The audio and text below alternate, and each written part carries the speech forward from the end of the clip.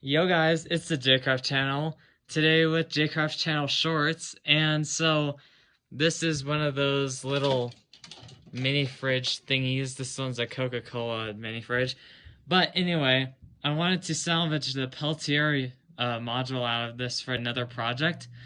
And so I took this apart and I thought I discharged this power board, but this power board is such a poor design that there's no discharge resistor on this capacitor right here, and it shocked me pretty good. So let me see if I can show you this.